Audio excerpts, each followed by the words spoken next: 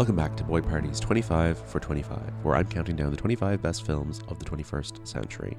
We're at number 2 on the list. Today, it's David Lynch's Mulholland Drive. Now, a large part of me really wanted to put this movie number 1 on the list because I really do feel that if you kind of lay it all out, it is objectively the great film of the century so far. I was very happy to see, I believe it was The Ringer, put Naomi Watts' performance in this film as their number 1 greatest performance of the century. I think that is a very solid choice that I would not argue with. And I think that anyone who puts this movie on their greatest films of the century list at number 1 or near the top, I have respect for the list as a whole and will continue reading on. So for me, it was either going to be number 1 or number 2. But ultimately, there is one more film on this list by another filmmaker or filmmakers that is more personally important to me and that I feel achieves another level of greatness. But Mulholland Drive is one of the great American films, without a doubt. David Lynch obviously left us this year in January, one of the worst things to happen all year, to be honest, setting off a chain of events that has continued throughout 2025. A filmmaker I have so much love for. Was probably introduced to him slightly prematurely. My parents would be big fans, and I think my dad showed me, I'm trying to think, was this the first one I saw? No, you know what? I think Eraserhead was the first Lynch I saw, and I didn't get it and did not enjoy myself. Haven't actually gone back to Eraserhead since then. I'm sure I would like it a lot more now. Then The Elephant Man I watched, which is obviously a much more commercial and accessible film. Then it would have been this, and then there would have been a gap of a few years. And then when Twin Peaks: The Return kicked off in 2017, I started watching that, got really, really into it after a couple of episodes. Just one of the great summers of my life, watching a new episode of Twin Peaks: The Return with my family every Monday across, May to August of 2017. What an absolute treat it was to have that all through the summer. Just incredible. David Lynch slowly releasing his final masterpiece week by week. I mean, you couldn't ask for better cultural media consumption of any kind. And I think in the wake of that, I reappraised the films that I had seen previously and hadn't enjoyed as much. Well, specifically this film. And I started to check out all of the others over the course of the next few years. And if you want to hear more about my relationship with David Lynch, I'm sure you can go back and listen to the Boy Party episode we did the week after he died about Wild at Heart, which is my favorite Lynch movie, I think. Slightly more love in my heart for that than for Mulholland Drive, purely because it's, I think, got that great, crazy romance in the middle of it that just really appeals to my sensibilities. And it has that Nicolas Cage performance. Oh, it's incredible. Wild at Heart, just one of my favorite films. But Mulholland Drive, not far behind. So then I've seen this movie probably about 4 times now, and I've seen it twice in the cinema in the last 5 years with 2 different people in my life. And that has been great both times. I think this film needs to be seen in the cinema, and I think seeing this with a big crowd is just such a special experience, and especially if there's a lot of people in the room who haven't seen it before, and then if there's other people who've seen it a few times, that mix of reactions of sort of repeat response and also fresh, organic experience of this film and all of the craziness in it is really brilliant to be part of. Now, I don't really have a lot of interesting things to say about Mulholland Drive today as the issue. I mean, I've been putting off recording this because I feel that very much like Spirited Away that I did a number of weeks ago, this is not a good movie for a man in his 20s to monologue about for 15 minutes. I mean, there's nothing I could possibly say about this that is going to be any different to the average college dorm room conversation in 2001 about the movie. So I'll really just try and kind of skim over it and kind of explain why it appeals to me and why I've put it so high on this list. But I'm not going to give you any kind of comprehensive analysis of Mulholland Drive or why it's so good. There's a few things about this film that really, really appeal to me. So it's obviously this very, very, very dark movie about Hollywood. And I don't know how much it's meant to be like a commentary on the dark nature of Hollywood or just using the tapestry of Hollywood as a,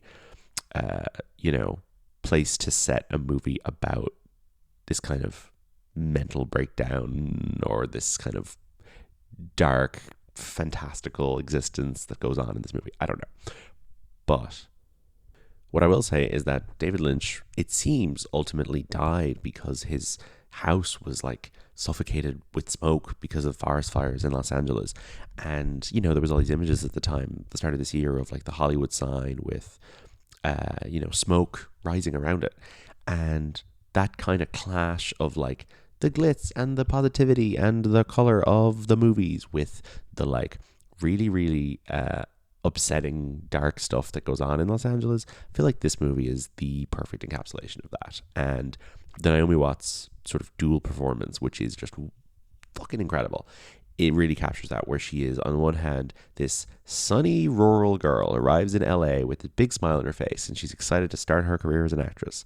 And she kind of maintains that energy throughout the movie. And even when she's, you know, entering into this kind of sexual situation with Laura Harring, or when she's going for this audition, or when she's doing any of these things, she's got, you know, a real optimism about her. And then in kind of the final section of the movie, when she is presented to us in this sort of second context as Diane, you're like, oh, this is the entire flip side of life in this city. And those are different women that she's playing, but they're not. They're the same woman. And there is, I think, a duality to all, you know, Hollywood, smiling and glamour and whatever, that this movie puts into one character, but also, you know, floats throughout the movie.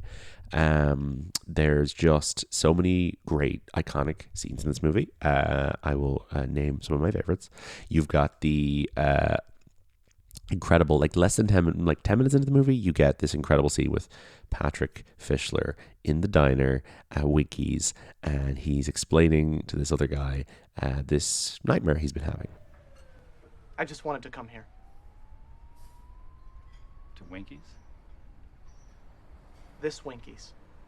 And we don't return to this character really for much longer in the film, but this is like the scene for me that I fucking look forward to the most. It's so fantastic, and I love how it's actually in the movie before Naomi Watts is even introduced, which is so brilliant. And the reveal of the creature behind the wall is one of the scariest things I've ever seen in my entire life. It's so good. But Naomi Watts arrives in LA. She gets off the plane with this like old couple that you assume are her like grandparents or something, but they're not. They're just random people she ran into, and they pop up a few more times throughout the movie as well. Oh, I can't believe it.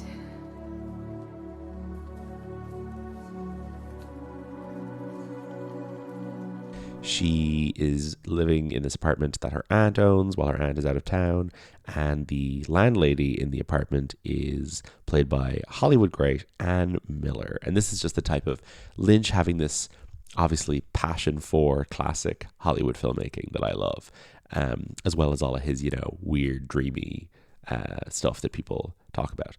And he puts Ann Miller in this movie. She hadn't worked in like 20 years, and she looks kind of insane, but she's so good in it. And she is this great throwback to like the golden era of musicals and of Gene Kelly and all this. That's just slotted right into this David Lynch movie. And it just puts this movie in a lineage with classic Hollywood and classic musicals, which I love so much, because I think that's exactly where it belongs. Despite how dark and modern and grim and weird it is, I think that's exactly the world it operates in, which, you know, a film like, I guess, Damien Chazelle's Babylon, to a lesser extent, also kind of exists in that world, but movies about the movie industry and about Hollywood, and I love it so much.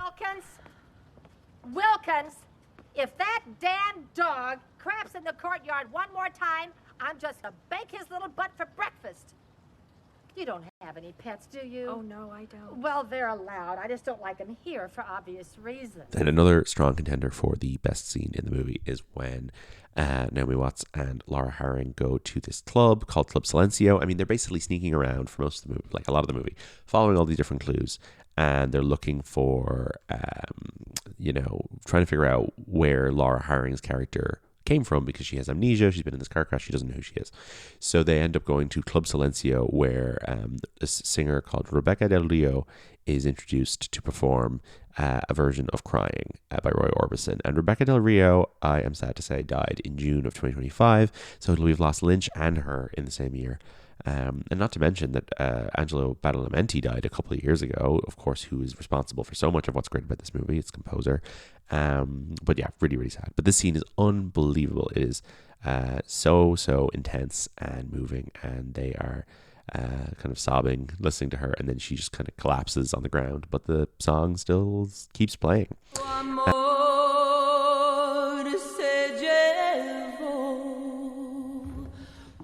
While all this is going on, you have Justin Theroux, who's kind of on a side quest, off doing his weird director thing, and he walks in on his wife sleeping with Billy Ray Cyrus, and he smashes the car windows with the golf club, and he's just so funny in this. I mean, it's just brilliant. Every time it's like the movie switches its attention to Justin Theroux for 15 minutes, you're like, yeah, this guy is so fucking gross and grimy.